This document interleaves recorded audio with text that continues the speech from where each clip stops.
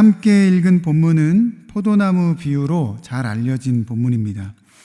예수님께서 자신을 포도나무로 그리고 제자들을 가지에 비유해서 말씀하시고 자신인 포도나무와 가지인 제자들이 하나가 되어야 함에 대해서 그리고 그 연합으로 인해 열매를 맺을 수 있음에 대해서 말씀하시는 본문입니다.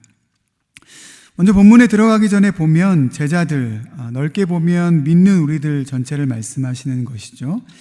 이 제자들과 참 포도나무의 관계를 말씀하시기 전에 먼저 말씀하시는 것이 한 가지 있습니다. 1절에 보면 하나님 아버지, 그러니까 성부 하나님을 농부라 이렇게 말씀하시는데요.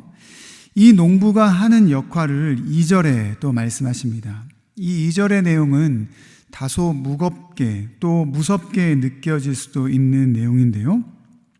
하나님 아버지께서는 열매를 맺지 아니하는 가지는 제거해 버리신다라는 것입니다. 이러한 표현은 6절 말씀에도 등장하는데요. 사람이 내 안에 거하지 아니하면, 그러니까 예수님을 떠난 사람은 가지처럼 밖에 버려져 마르나니, 잘려나간 가지처럼 밖에 버려진다는 것입니다. 사람들이 그것을 모아다가 불에 던져 사르느니라. 그러면 그 버려진 가지들은 사람들이 모아다가 불에 던져서 태워버린다는 것이죠. 농부인 하나님 아버지께서 열매를 맺지 못하는 가지는 버리시고 그렇게 버림받은 가지는 밖에 버려져 말라져 버릴 뿐 아니라 불에 태워진다는, 형벌을 연상케 하는 다소 무섭게 느껴지는 그런 표현이 있습니다. 그러나 이 2절과 6절의 표현을 너무 무섭게 받아들일 그럴 필요는 없는데요. 2절 뒷부분에 보면 열매 맺지 못하는 이 가지를 제거하는 그 이유에 대해서도 말씀하십니다. 무릇 열매를 맺는 가지는 더 열매를 맺게 하려 하여 그것을 깨끗하게 하시느니라. 우리가 보통 농사에서 말하는 가지치기에 대한 말씀을 하시는 것이죠. 가지치기의 목적은 쳐내서 버리는 것에 있지 않습니다. 건강한 가지를 더욱 건강하게 만드는 것이 가지치기의 본래 목적이죠. 무언가를 제거하고 그것을 버리는 것이 진짜 목적이 아니라 열매를 맺는 존재로 하여금 더욱 많은 열매를 맺을 수 있게 하는 그런 목적이라는 것입니다. 거기에 이어지는 3절 말씀을 보면 이 가지를 치는 일이 예수 믿는 우리를 위한 일이라는 것을 알 수 있습니다. 3절 말씀은 이렇게 기록되어 있죠. 너희는 내가 일러준 말로 이미 깨끗하여졌으니. 다른 성경 번역들에는 이렇게 번역이 되어 있습니다. 너희는 내가 너희에게 해준 말 때문에 이미 깨끗하게 되었다. 너희는 내 교훈을 받아 이미 잘 가꾸어진 가지들이다. 하나님께서 이미 우리를 열매 맺는 가지로 선택해 주셨다는 것입니다. 우리가 어떤 존재인지를 분명히 말씀하시는 것이죠. 말씀을 읽다 보면 책망과 징계 그리고 형벌에 대한 말씀이 있습니다. 물론 어떤 것은 믿지 않는 사람들을 향한 그런 책망의 말씀이고 또 어떤 것들은 믿는 사람들을 향한 책망과 징계의 말씀도 있습니다.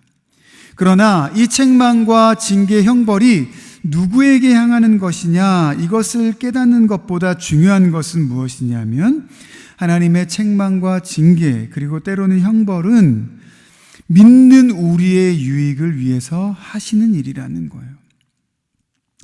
오늘 비유 속에도 하나님이 제거해버리심, 가지를 제거해버리시는 이유는 무엇입니까? 열매 맺는 가지로 선택받은 우리로 하여금 더 많은 열매를 맺도록 하시기 위함이라는 것입니다.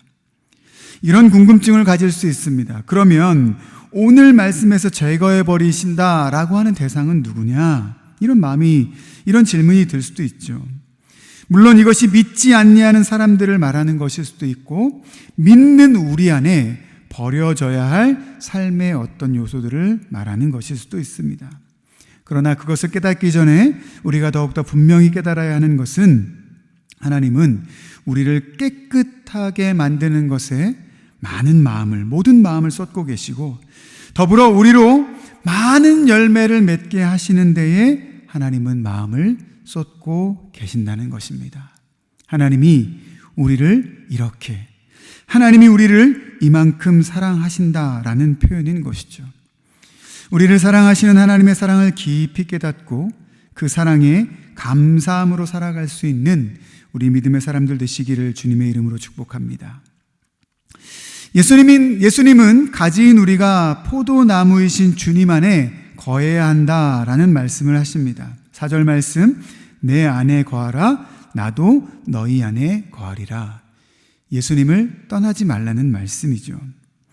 그렇다면 예수님을 떠나지 않는다는 것, 예수님 안에 거한다는 것은 어떤 것일까? 7절 말씀에 보면 이렇게 기록이 되어 있습니다. 너희가 내 안에 거하고 내 말이 너희 안에 거하면, 이렇게 기록이 되어 있는데요. 이 구절을 통해 우리가 하나님 안에 거한다는 것이 곧 하나님의 말씀이 우리 안에 있는 것이라는 것을 알 수 있습니다. 하나님의 말씀이 우리 마음속에 쌓여지는 것, 새겨지는 것이요, 우리의 생각과 행동을 포함한 삶의 모든 것이 하나님의 말씀에 맞추어 살아가는 것을 의미합니다. 가지가 포도나무에 붙어 있을 때 열매를 많이 맺는다고 그랬습니다. 하나님의 말씀을 마음에 쌓아가는 자가 열매를 많이 맺는 인생이 되는 줄 믿습니다. 우리의 생각과 행동, 삶의 모든 것을 하나님의 말씀에 맞추어 가는 자가 열매를 많이 맺는 인생이 되는 것을 믿습니다. 뿐만 아니라 8절 말씀에 보면 열매를 많이 맺으면 내 아버지, 하나님 아버지께서 영광을 받으신다 그랬습니다.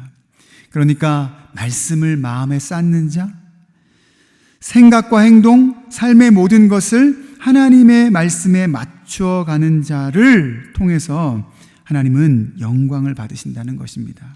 우리의 삶이 그렇게 하나님께 영광을 돌리며 살아갈 수 있는 우리 모든 금광의 성도님들 되시기를 주님의 이름으로 축복합니다. 오늘 본문에 보면 이 포도나무의 비유, 포도나무와 이 가지의 원리를 말씀하시는 이유에 대해서도 교훈해 주시는데요. 11절 말씀은 이렇게 기록되어 있습니다. 내가 이것을 너희에게 이름은 내 기쁨이 너희 안에 있어 너희 기쁨을 충만하게 하려 함이라. 아버지 하나님께로부터 오는 기쁨이 가지인 제자들, 가지인 우리들에게까지 전해지기를 원하신다는 거예요. 그래서 이런 비유를 말씀하신다는 것입니다. 이어지는 구절에 보면 사랑에 관한 이야기가 나오는데요. 12절에 보면 내가 너희를 사랑한 것 같이 이렇게 말씀하십니다. 앞의 이야기, 기쁨의 이야기와 살펴보면, 생각해보면 예수님은 우리를 사랑하시는 것이 예수님께 기쁨이라는 것을 이 본문을 통해서 말씀하고 계십니다. 그런데 여러분, 예수님께서 우리를 어떻게 사랑하셨습니까? 13절과 14절에 보면 이렇게 기록되어 있죠. 친구를 위하여 목숨을 버리면 이보다 더 큰 사랑이 없다. 14절, 너희는 나의 친구라. 예수님이 우리를 어떻게 사랑하셨습니까? 우리를 친구로 여겨주시고, 종이 아닌 친구로 여겨주시고, 우리를 위해서 목숨을 버리셨다는 거예요. 그런데 이렇게 놀라운 사랑을 베풀어 주신 것을 주님은 기쁨으로 삼고 계신다는 것입니다. 얼마나 우리를 향한 놀라운 사랑의 표현입니까? 우리가 받고 있는 사랑이 얼마나 크고 놀라운 것입니까?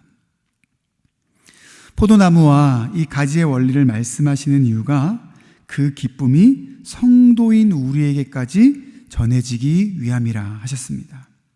예수님이 우리의 삶에 원하시는 것은 무엇입니까? 예수님의 생명을 버리신 그 사랑이 우리의 삶에도 나타나기를 원하신다는 거예요. 그래서 오늘 본문 마지막 절인 17절은 이렇게 기록되어 있습니다. 내가 이것을 너희에게 명함은 너희로 서로 사랑하게 하려 함이라. 여러분, 예수 믿는 사람의 가장 큰 기쁨이 무엇입니까? 예수님께 받은 사랑을 세상에 나누고 전하는 것이 예수 믿는 사람들의 가장 큰 기쁨인 줄 믿습니다. 복음을 전함으로 예수님의 사랑을 나누고 세상에 영원한 생명을 알게 함으로 예수님의 사랑을 전하는 것, 이것이 예수 믿는 사람의 가장 큰 기쁨인 줄 믿습니다.